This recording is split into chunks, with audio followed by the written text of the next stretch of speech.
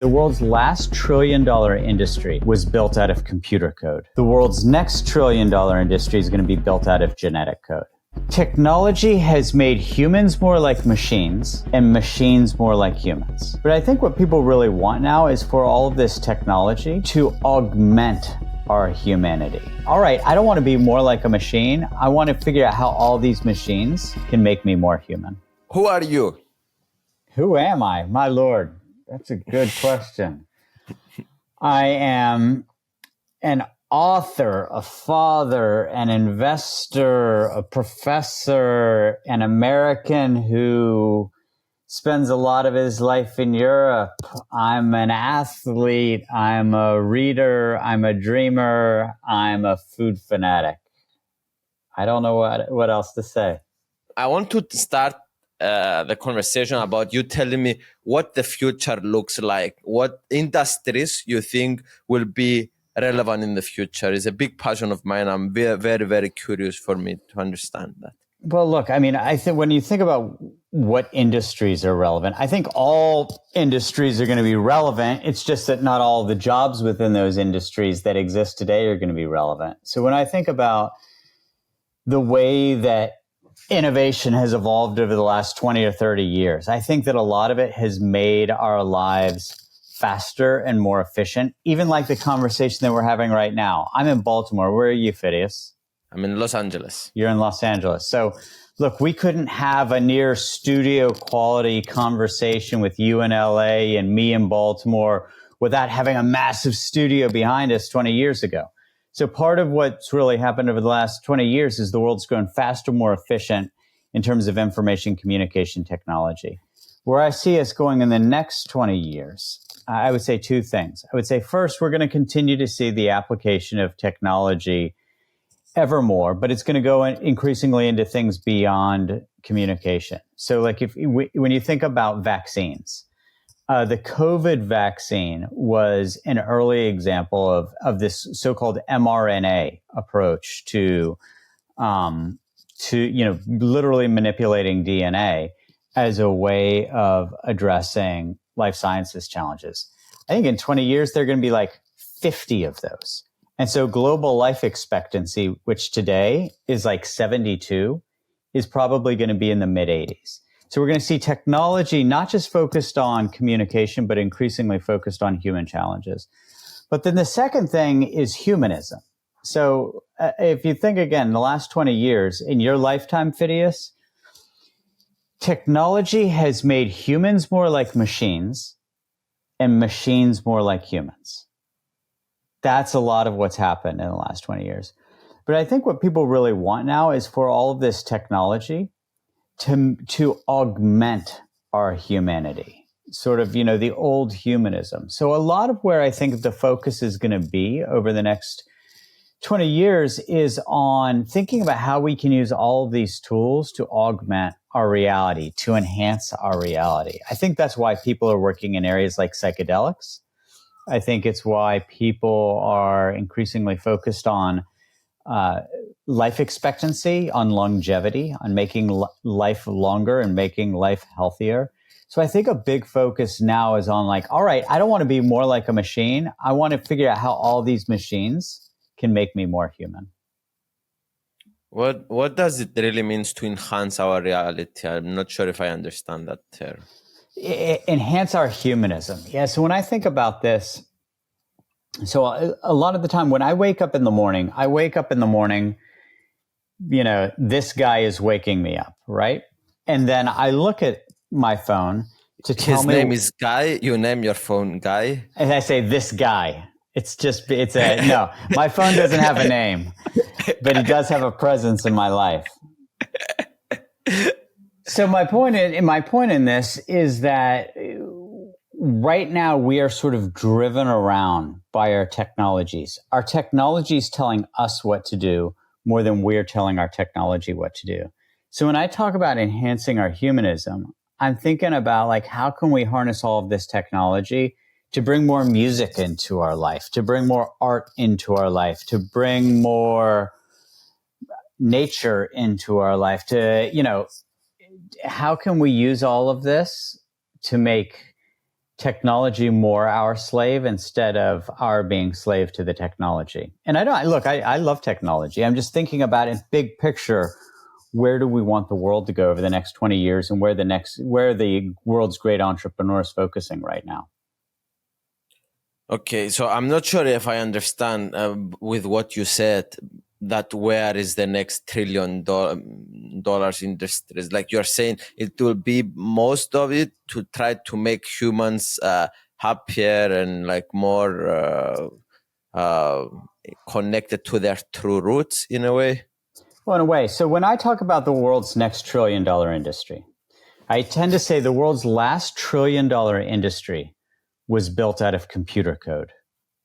The world's next $1 trillion industry is going to be built out of genetic code. So I do think that, the 20 to 25,000 genes in all of our bodies are going to be the building blocks.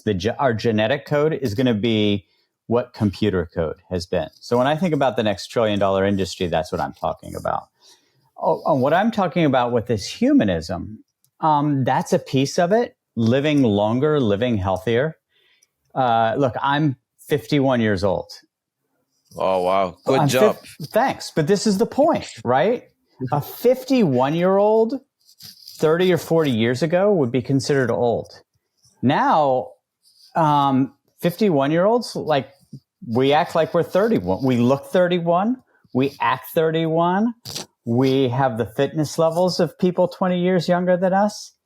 And so that's part of what I'm talking about is like, instead of suddenly getting old in your 50s or 60s, how can you extend that humanism? How can you extend that life? And the people I know who have already been successful, who have made a lot of money, and, they know how to be entrepreneurs, a lot of them are focused on taking the vitality that they had when they were young and helping that last longer. So Phidias, how old are you?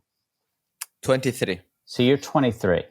So look, a lot of the people who are 43 and 53 are trying to figure out, like, how can I run like I'm 23 years old? How can I fuck like I was 23 years old? How can I feel life like I did when I was 23 years old? So I think that a lot of people are thinking about how we can use all of this technology and science to take the vitality you have as a 23-year-old Phidias, but connect it to the wisdom that people may have gained in the 20 years, that they've lived past age 23. So okay, so I understand that, and also because I think that what you said is very, very interesting about the genome. Can you a bit elaborate on why you think that will be $1 trillion, the next trillionaire in the world? The next $1 trillion industry, yes. Yeah. So if you think about computer code, what computer code, which was the world's last sort of $1 trillion breakthrough, we all know what computer code has done.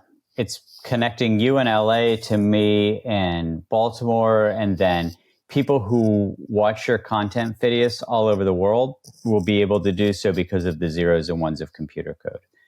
The reason why I think genetic code is going to be the next $1 trillion industry is because of health and longevity. So, it doesn't matter if you're 23 years old and you feel like shit, you will spend any amount of money to try to feel better, right? Yeah, and then suddenly when you're 33, 43, and 53, you feel shittier more often than not as you get older than when you were 23. So if you're 23 and you have a big night out drinking, big night, by noon the next day, you're probably fine, right? Noon, 1 o'clock, you're fine. Man, you made me really feel good about my age if you are saying that people in your age are jealous of us. Well, we're jealous of parts of it, not all of it, right? So if you gave me a button that I could push right now and say, you can go back and being 23 years old, but you wipe out all the knowledge and experiences that you've gained, I wouldn't push that button. But what we do want is we want to have like the vitality, right? And also not to be thinking that we're in the last couple chapters of our lives. So what we want is the future and the vitality. And that's something that technology and science can do. So I heard you talking in some other talks that you did about this. So you're saying basically, if we understand our genome and we kind of reverse engineer what exact medicine we need, what exact cancer treatment we need, this is a huge breakthrough as treating things generically to everyone with the same treatment. This is the breakthrough you're talking about. So like right now, Phidias, if you're sick and you talk to a doctor and a doctor says, oh, you need this medicine, you go to the drugstore and you get the same medicine that everybody else got for that illness. But if there's an understanding of who you are at the genetic level, instead of you're taking one medicine that's the same for all the 10 million people who have that illness, you would get a medicine that's very specifically targeted to your body, to your DNA. And similarly, if you want to think about supplements, I personally don't take supplements, but a lot of people do. Sorry for disturbing. Now you inspired me a business idea. Maybe making a lab or a company that can make the ingredients or can reverse on the spot. Yep. So 3D printing it. Yeah. Yeah. So no 3D. So 3D printing chemistry. I'm sure you thought of it as well. I'm sure I didn't have this as a unique idea.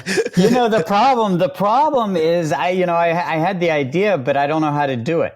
So I lack the knowledge. But I do think like when you go into a pharmacy now, there are all the plastic bottles already out, and then there's the stuff in the pharmacy behind. And I think that in the future, a pharmacy is not going to have many bottles on the shelves. What they're going to have is if you have a prescription, the prescription is going to 3D print a medicine that is very specific for you, that is matched to your genetic code and the genetic code of your illness. So Phidias, like if you get some kind of virus, if there were a vaccine, you would go to the pharmacy and the genetic code of the virus and the genetic code of Phidias would come together to produce the perfect drug that would be 3D printed, after your cell phone has told the pharmacy that you're 5 minutes away. Yes. But I completely agree with everything you said. But a bit because you are a bit old, you don't understand how the world works now. So I disagree with the part that there is still going to be pharmacies in the corner. Probably it will be everything right. like. No, you're right. I like Amazon or something. Or drone delivery or something. Yeah. Or maybe we have the 3D printer in our houses. And, maybe we have the 3D printer in our houses, but there has to be like an authentication code from a doctor that allows us to print certain kinds of protected chemical compositions. The regulations of this stuff will be crazy, because if you have in your house and you can produce any drug, it's like that becomes dangerous. That becomes... that's a lot of power to the people. So this is part of what happened with the internet is, it used to be the case. So, government regulates TV and regulates radio with a lot of control, right? Like you can't put porn on TV. You can't put certain kinds of things on the radio, but you can put it all on the internet. And so this has precedent, Phidias. And so what's interesting is the technology moves faster than government regulation can catch up. And what oftentimes happens is if something's illegal, so lots of things are illegal on the internet. What tends to happen is if it can be produced, it can be discovered, right? And maybe, for example, if something's illegal in China, it'll get produced in Singapore. If something's illegal in Canada, it'll get produced in the United States. If something's illegal in Turkey, it'll get produced in Greece, right? So this has precedent. This has happened before. The internet was an example of it. Yeah. Like it used to be the case. Like, let's talk about porn for a second. All right. Oh, you like porn? Well, I don't like porn, but I think, but people who are watching this, I'm trying to get people's attention and get people to watch your show, Phidias. So thinking about porn, for example, like at least in the United States, you would have to be 18 years old. You would go into a store that had a license to sell porn.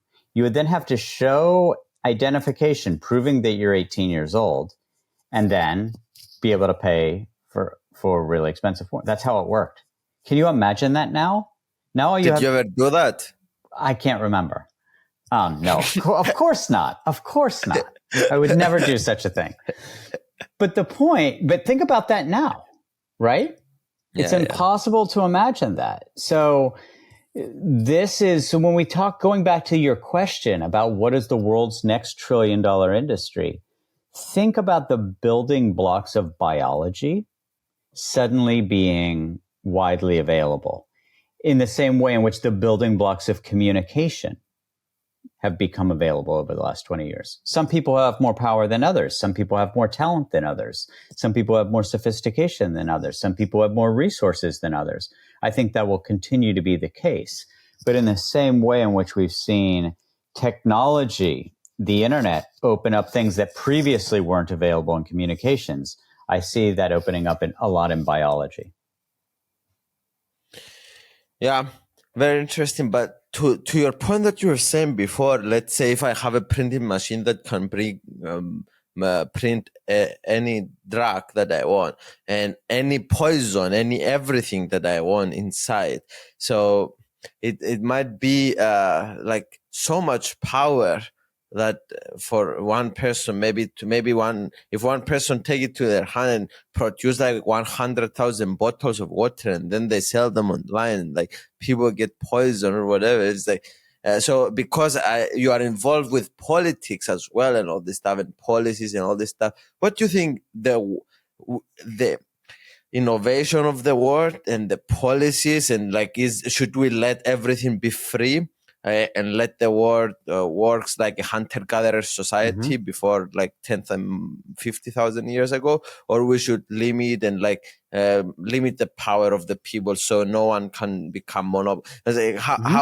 What's the role of and maybe touch a bit what's a future society looks like, you think? So I'm glad you asked that question.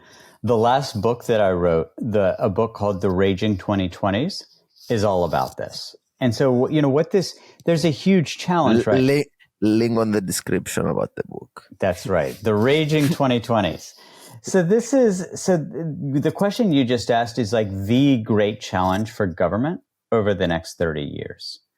And I think that what we all believe is that some regulation is necessary, because if you didn't, let's talk about ChatGPT and AI, for example. Okay. If you could ask AI. Have you ever used ChatGPT, Phidias? Yes, all the time. Right. So if you were to say to ChatGPT, please design a novel coronavirus that is resistant to all the known vaccine approaches. I mean, that is theoretically possible. That is theoretically, intellectually possible if the large language model of the AI enables that kind of a query, and if the data exists underneath it. So it then seems reasonable to me to say, well, gee, that shouldn't be legal, or we need to govern this somehow. So sticking on AI right now, Phidias, part of why your question was so important is the question you just asked is the question being debated in artificial intelligence right now. So in China, they've already decided. In China, they've said, hell no, absolutely not. The government, Beijing, is going to control all of this. And the research and development that happens in large language models, in sort of the Chinese versions of ChatGPT, are going to basically make sure that no content comes out that is not approved by or that works against the interests of the government. In the United States, it's been more open. So there are no laws against this stuff right now. The only regulation is done by the companies themselves. In Europe, Europe is positioning itself as somewhere between China and the United States. So not as open as the United States, not as controlled as China. And in China, there's some people that say, hey, we need to open up a little bit, or the Americans are going to do all the innovating. And there are people in the United States who are saying, whoa, whoa, whoa, we can't control Microsoft and Google and all these companies to come up with the rules in all of this. So we need to regulate it. So this is the debate. How do you get the balance right so that you can innovate, but in a way that doesn't destroy humanity, that doesn't cause mass harm, that doesn't destroy resources, that doesn't hurt other people? That is the single biggest challenge in public policy and governance for the next several decades. And the problem is that people in government usually aren't very smart about this stuff, right? Like there aren't a lot of scientists.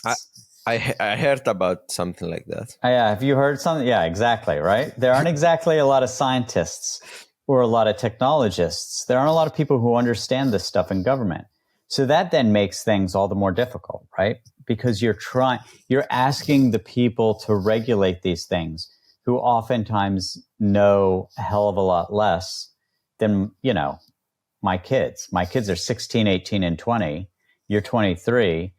Your average 16, 18, 20, or 23-year-old knows a lot more about technology than your average member of Congress or Parliament. My point is, you've got to find the equilibrium. You've got to find the right, the right match between freedom and control. But the big challenge is that the people making those rules don't know anything about it. But the thing is here that I ask you what's the solution to the problem, and you are describing me how important is the problem. Well, it's a process, right? And so I'll give you a couple solutions. So one, we need more scientists and technologists in government. So right now, the people who go into government, what were they before? They tended to be like lawyers, right? They were lawyers or they were career politicians. So one concrete thing is, let's have fewer lawyers and fewer career politicians as our regulators, and let's get people who actually understand the technology and the science. Another is generation. So I was making a point about your generation. Actually, you grew up with these technologies. You understand it better. So we need people from younger generations participating in these deliberations. You'll get a better regulation if you get younger people and people who actually understand this content regulating it instead of your grandfathers. Okay? So there's a second solution. And then a third one is we have to make sure that we have really great educational systems so that we're educating people as these technologies and as these developments in science come through. We got to make sure that it's not just a small number of people who understand this, but it's broadly understood in society. Otherwise, we're creating our new overlords, right? We're creating our new masters. And what we don't want with new developments in technology and science is just to create a new class of masters who are controlling our biology or who are controlling these new frontiers. We need the frontiers to be as open and as accessible and as meritocratic as possible. Okay, but I think you speak about solutions to the problem now. But if you can create a society from scratch, how do you? What's the role of? Do you have a government? Do you just let the people? Like, how does that look? I think you do have to have a government, because I do think that, humans left in entirely to themselves, it's a slightly anarchic state. Like a world without rules, I think it wouldn't be fun for very long. And so I do think that, the rule of law, a world without rules that says, hey, you can rape any woman who you want to have sex with. And as long as you're bigger and stronger than her, there's no government. There are no rules. You can do it. That seems to me abusive. And you need something like government to establish rules to say things like, rape isn't okay. So in a world without government, without the rule of law, without rules, what you get is anarchic states where the biggest, strongest guy who wants to rape a woman can do so. And these societies do exist in the world. It's not a theoretical. This is also deep in human history, but we evolved past that. We don't always evolve in a straight line, but we do as humans have this in our history. Interesting. So do you think that as government is important? By the way, to push a bit on your point, because I don't know, maybe I'm stupid.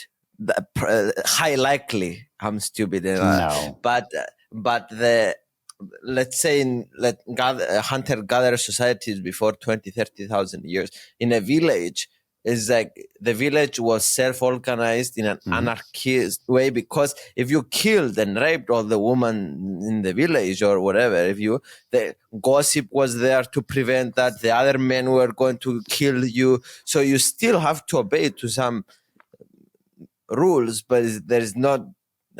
But yes, but I agree. And global life expectancy is 30, right? And so the problem with sort of this self-sufficient village-based system, it's called the traditional economic unit. I teach some of this stuff when I teach at the University of Bologna, is that, lives tended not to be very long. You do get things like, you get a lack of specialization. So you tend not to have doctors. You tend not to have medical facilities. So, it's a certain kind of tranquil life, but it's a short life. I don't understand. Obviously, you are going to say that because you are referring back to 10,000 years ago, 50,000 years ago. But like a real life example, let's say that you have, let's say, a village now, let's say that is anarchy. I don't know if there is like that, like before, but I don't know if it exists now. But probably there is no reason for this to not have doctors and for this to not have for the people to live longer in a way, if they are. Yeah, so these places do exist. If you look, for example, at the Yanomamo in Brazil, if you look at sort of closed settlements in Papua New Guinea, the problem is that if you live in a unit of like a village, right?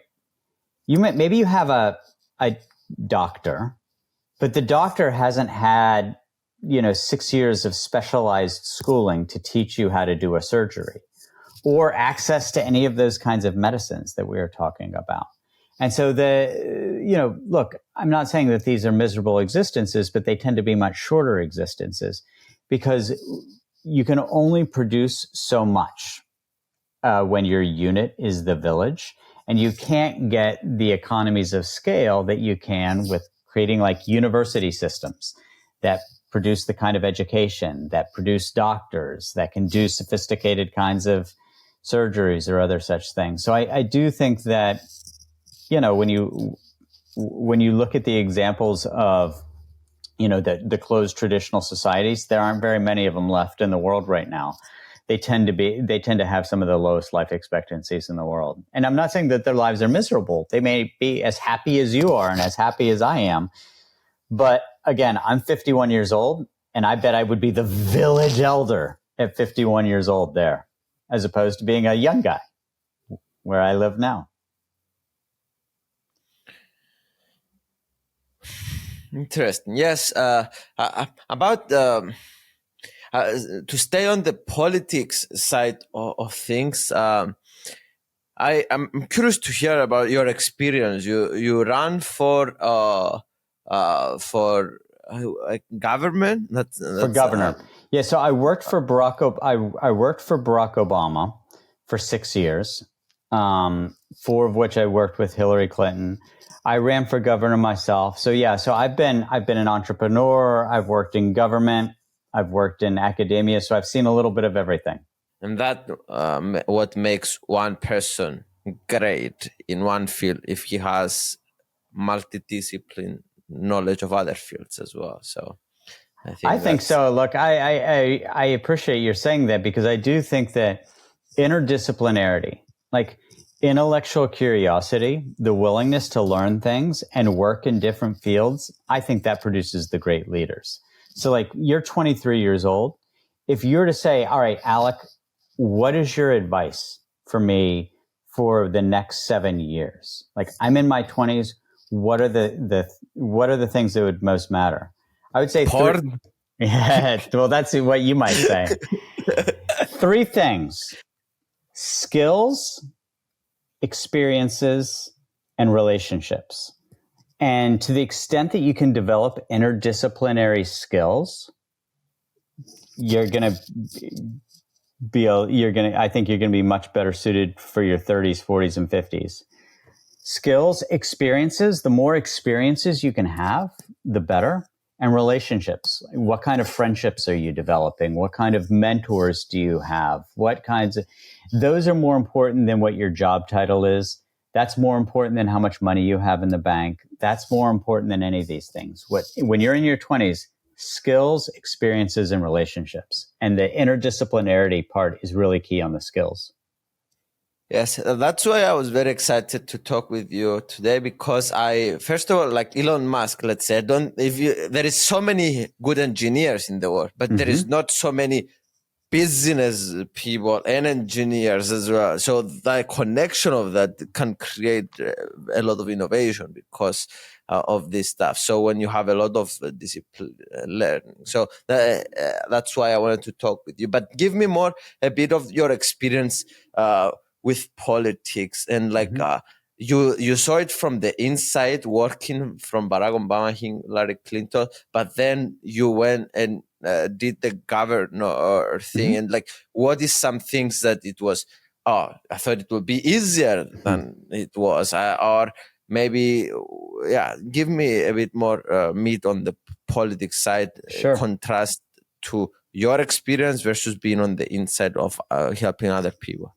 Yeah, I mean, look, what I suppose what I would say is that, a lot of people make fun of government. They're like, oh, it's stupid. Everybody's corrupt. Everybody's in it for power. I guess what I would say is that might be true of some people, but it's also true that a lot of people who go into government and go into politics do so because they believe that that's how they can make the world a better place. And so, you asked me about contrasting the experiences of, being in politics sort of with my name on it and being in politics where I was helping somebody else. When I was helping somebody else, in this case, I was helping Barack Obama, who has a lot more skills at this than I did. When I went out there, I guess what I would say is timing matters. And so, sure, your skills matter, your message matters, your policies matter and all this, but you have to get your timing right. And so sometimes I think there are people with great skills with bad timing and people with bad skills with great timing. And, I think that, my timing when I ran was bad. My timing when I ran tech and media policy for Obama was good. So it's been, it's a mixed experience, but mostly positive. And I think that, now, look, I work writing books. I do work as an investor. I teach. But I think that the work of government remains very important. It frustrates me, but it remains important. A lot to unfold there. Wow. First of all, while you were saying timing, I was like, oh my God, he's right. Because Zelensky, for example, in Ukraine, that was, they were so mad and they wanted a Russian friendly president. They were so mad with the previous presidents and all this stuff.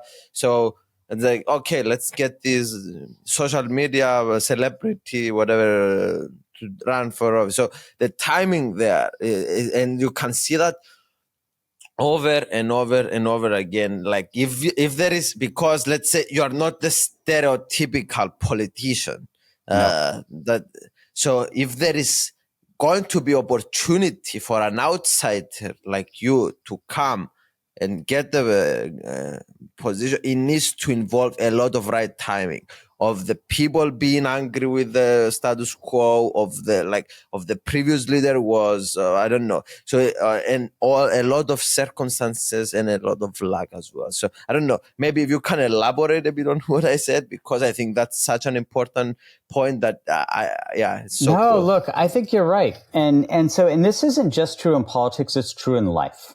Okay. And so I'll give you an example. Do you know the name Mark Andreessen? Do you know who that is? Nope. I told you in the beginning I was stupid. I'm just a kid trying to understand the word. You're not stupid. He created the web browser. Okay. So when he was your age, when he was like 23 years old, he was a student at the University of Illinois, and he created the web browser. He invented it in the 1990s. Great timing because he created the web browser right as the internet was taking off. He then, let's go forward like 10 years. He had another idea, and it was for cloud computing. He was just like, hey, we don't all need to have servers like in our houses or in our offices. We should be able to connect to the cloud. Like, instead of having to have a server to store 5,000 photos and videos, what about this thing called the cloud? But the problem was his timing was shit.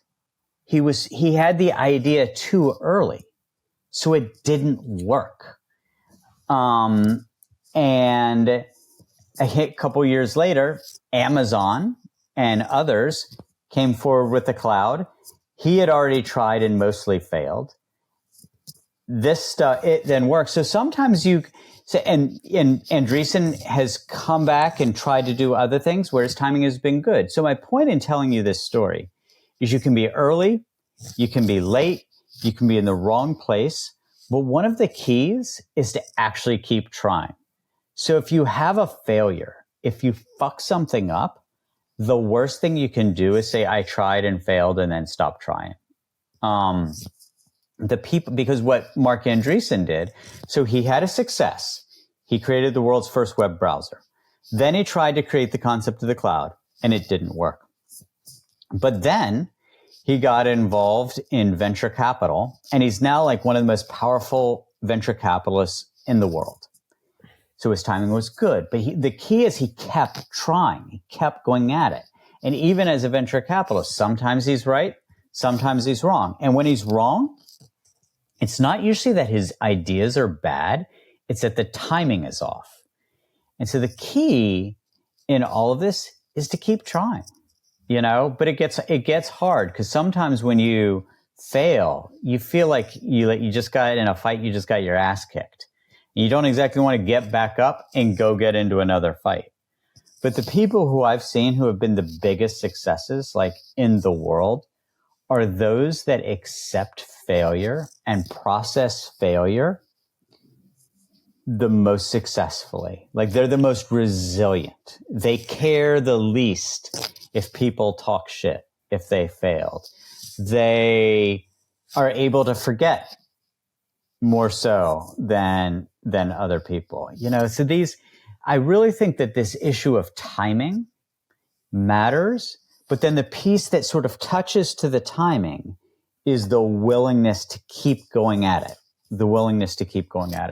Yes, but I wonder if there is maybe some people have a sense or a gut feeling that yes, it's the right time, or how you can understand that it's the right timing. I'm curious to see if it's just complete luck, because there is so many data points in the world and the world is so chaotic and stuff that you cannot know all the data and understand if the timing is right or not. But I wonder if some people have that sense. You brought up Elon Musk before. Elon Musk is an interesting... My bestie. Your bestie. So you brought up your bestie a little early. And here's what I think is most interesting about Elon Musk is he is a little early with his ideas, but not so early that it dies. So Tesla, he was early on electric vehicles. And if he had been 3 or 4 years earlier, it would have not made it. Same with space, the same SpaceX. With Yes. Everything he did, he's a little early. SpaceX, he's a little early, but you hold on and he gets there, right? Some people are a little early and it always fails. Some people are a little late and, the winners have already been decided. Elon's one who's interesting. He's a little early and then he's just tenacious. Tesla almost failed, almost went bankrupt in 2009. So he's one who he's now rich enough that it doesn't matter anymore. But for the long, like PayPal was an example. PayPal, they were a little too early, but they made it, right? Now they had to sell it. They had to sell it to eBay, because he wasn't already so rich that he could hold on for the extra time. But he's a little early. So his timing, I think all of our timing is a little, I think some people have gifts, getting things just right. Elon's gift is he's a little early, but he combines that with what you described, which is this brilliant engineering mind. So you were talking before we started the podcast, we're recording, that you want to invest in this podcast, right? I'm not going to invest in something I don't understand the business of. But I'm sure, Phidias, if you're besties with Elon Musk, you don't need any of my money. So another reason why I want to talk with you is that I don't want to sound arrogant or what or something, but I'm becoming increasingly very, very famous in my country, Cyprus. So probably one of the most famous people ever lived there. And the population, since you've been to Europe, probably you know Cyprus is very small. It's only 1 million people. And I only care about having an impact and like improving ways that I can have a better and more efficient impact in the world. So I don't know. I'm thinking like maybe for becoming a president of my country as one option for my future. And I'm curious to hear out of from your experience, what makes a president to get elected? Like, is it the money that he has in his bank account so he can spend the right way and get ads and all this stuff? Is it being with a party? Is it like what are some of the things that make elect a president? Right. So first, I don't really think it's money. So like Obama had no money. Like he had no money. But what he did do is he inspired millions of people to support him financially and to invest in his campaign. Obama was not a rich guy, not at all. I read his biography. Yeah. And, and what's funny is that all the money he had was from that book, was from the biography, which was not going to make him a rich man. So, if you're asking the question of what helps get somebody elected president, what I really think it is who you are and what you want to do resonates with the people. It's a message match with the people that you want to represent. So in Cyprus, it's got 1 million people. That's not a very big country. But you know what? Or you can say that's one of the smallest countries in the world. Or it's not a very big country. Or it's not So, but the point is that but you can't be, even if it's a small country, you can't be president unless the people make you president. And I think that in order for the people to want you to be president in a democracy, they've got to believe that you are fighting for them, that you're going to work for them. So they really see you as someone who's fighting for them. Donald Trump, I hate Donald Trump, but the reason he won is because there was a big part of the United States who said, you know what, he's going to fight for me against this old, rich establishment that's been taking advantage. So what I really think it is Phidias, is people believing that you will represent them and their interests. So it's character more or message that resonates? Which one? Message. Because I would argue that, people can be elected with terrible character, but with the right message. Hitler was elected. Mussolini was elected. Trump was elected. But I would argue all three have terrible characters. But they had messages. Terrible characters is like, you cannot say, let's take example of Trump. You don't see, he's what a terrible character. It's like there is a character to him. Like, I'm not saying if he's bad or good. There is a character. Like, you can. Oh, I see what you're saying. When you said character, I was using it more in the moral sense. You were using it more in the descriptive sense. I understand. Yeah, I get it. Yeah. So which one more is character or message? Because so I think the message. I think that the character makes the message carry or not carry. So, for example, Barack Obama, right? You could have used his same words and put it into a different character, and it wouldn't have worked, right? His persona, his narrative, being black and all this stuff, all of this, his name, all of it, his character, with the right message worked. Upbringing, yes, past experiences. So it's like, so it's. And you cannot control the message. You can control the message. You don't control the messenger, because this is who he is. This is where he came from. This is like his style of speaking. So this is part of why money doesn't always work, because every now and then, like, a bunch of really rich guys will pick somebody and say, we're going to pick that guy right there. And we're going to put all our money to elect that guy right there, because we're going to control them. But then it doesn't work. And they're like, oh, we're going to get the experts on the messaging. We're going to make all the ads. We're going to control everything with all the little details. And it doesn't work. And the reason is usually because the character is wrong. It doesn't fit. I heard there is one person running for president, Vivek or something. Vivek Ramaswamy. Yes. So he said that the best way to predict who will become president is by his dollar spent on advertisement. So you disagree with that? I do. Yeah. I mean, if you look back, but what he's saying is not like who has the most money, because a lot of people can donate and so he's asking for people to donate to his campaign so he can do what Barack Obama did, but like what you described. So you disagree, I mean, it's data. I mean, Trump spent more than Biden in 2020, and actually the last two elections are the opposite.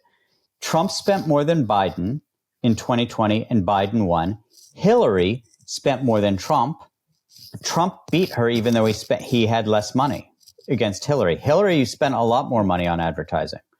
So it's Do math. We know like percentage, or is like double the money, or is like I don't think it was it wasn't double. But it was I mean, Hillary spent a couple $100 million more than Trump. And how much money do you know they spend, like usually for a presidential campaign, like billions? So when the campaign that I was involved with Obama in 2008, it was 800 million. And it's more than that now. Like, I think all of those after that have gone over $1 billion. And where do you think the most effective dollar spend are? Like, is it ads? Is it like creating events and going talking to the people? Is it like I don't know, making a Netflix documentary about your life? Where is if you'd asked me, see, now I'm going to sound like an old man. Here I tried to tell you I was a young man. Now I'm going to sound like an old man. When I was running tech and media policy for Obama 15 years ago, I knew the answer to that. So I knew what it was 15 years ago. I don't know what it is today. When we did it, we spent a lot of money on social media.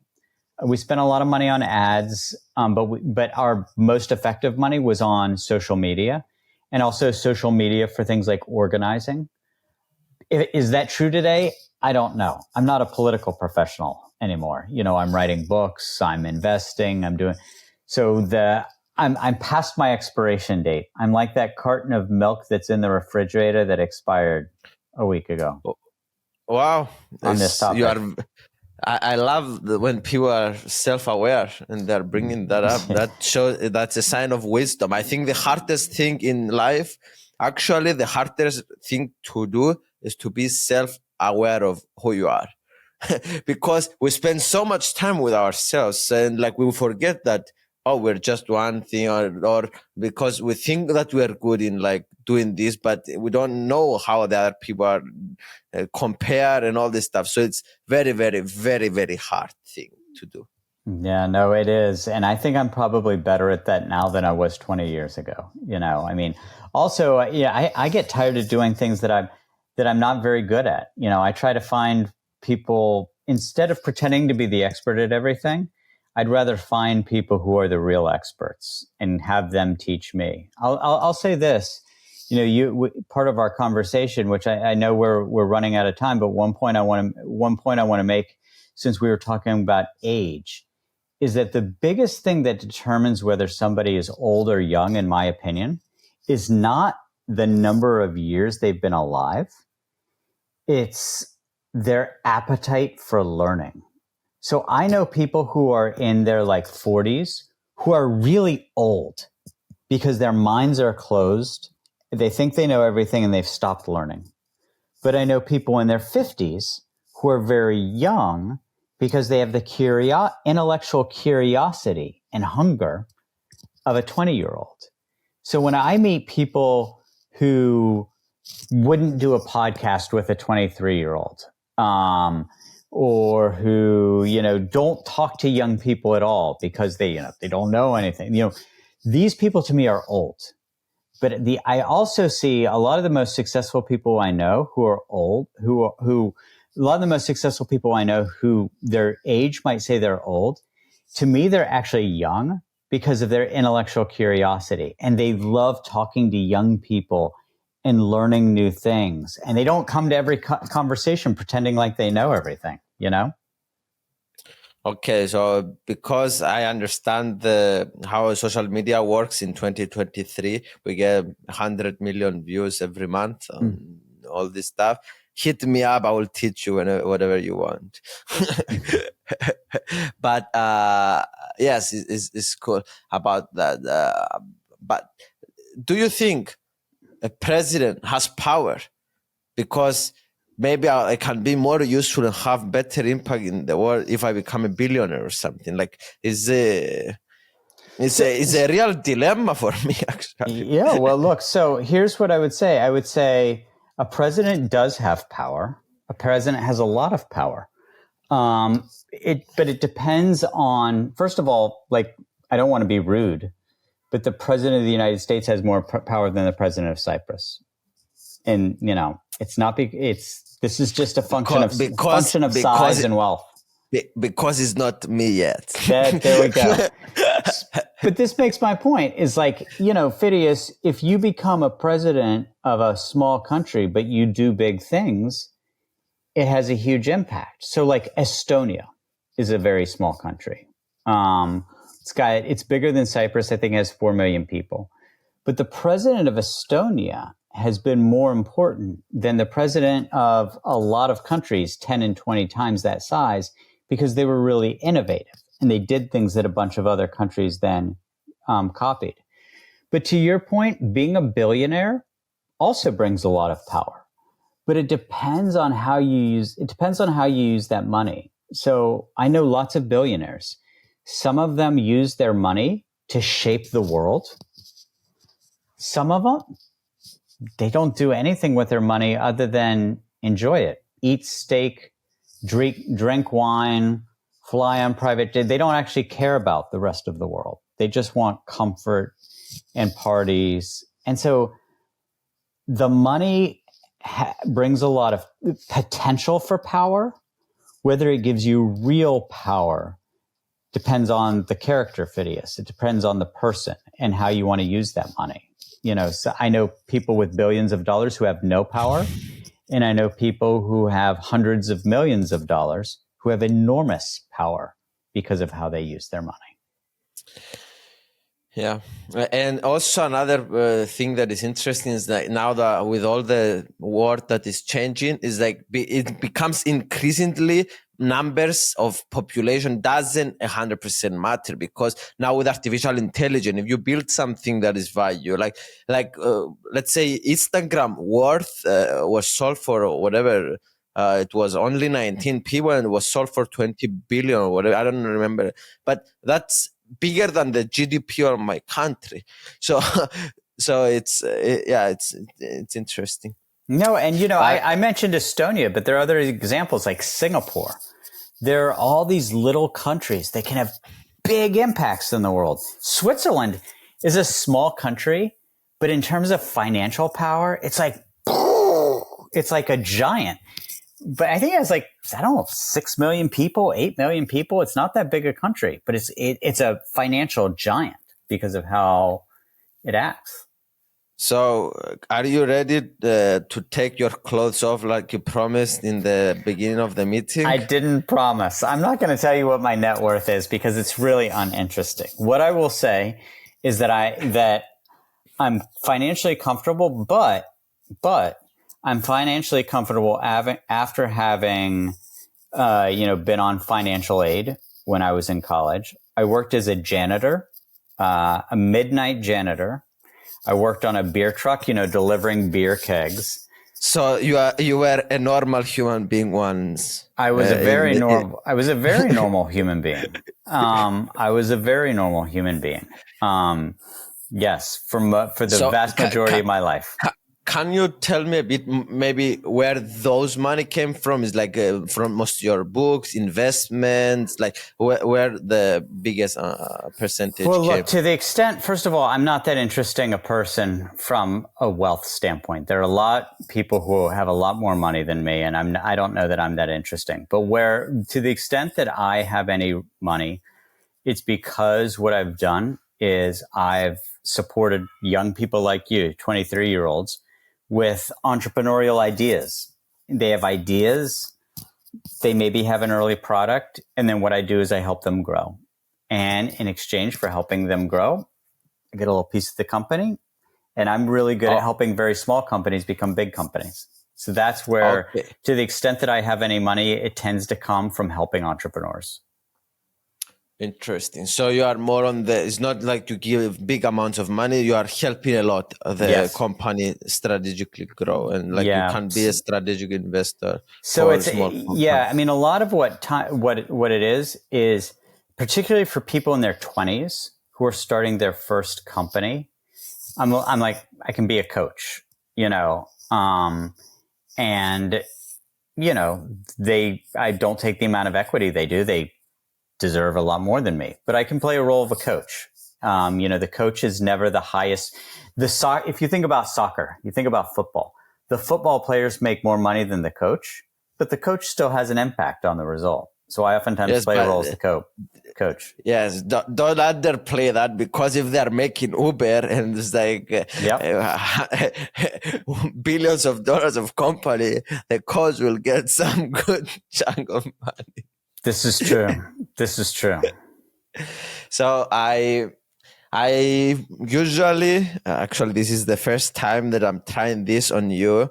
I want you to close the podcast with 30 seconds. Imagine that you're going to die after this.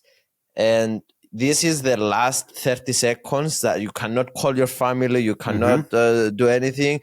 This is the last 30 seconds that you have in this planet to broadcast whatever you want. Maybe you can say, I love you to your wife or whatever, but this is the last 30 seconds of your life. I would say for everybody who's listening to me, my one dying piece of advice is make mistakes of commission rather than omission. If you're going to make mistakes in life, make mistakes because you did something, not because you failed to do something. Live really big, live really loud. If you're going to fuck something up because you did too much, not because you didn't do something. If I know one thing and I would leave the world with one thought, it's that. Okay, you are dead. Thank you for watching, guys. We love you.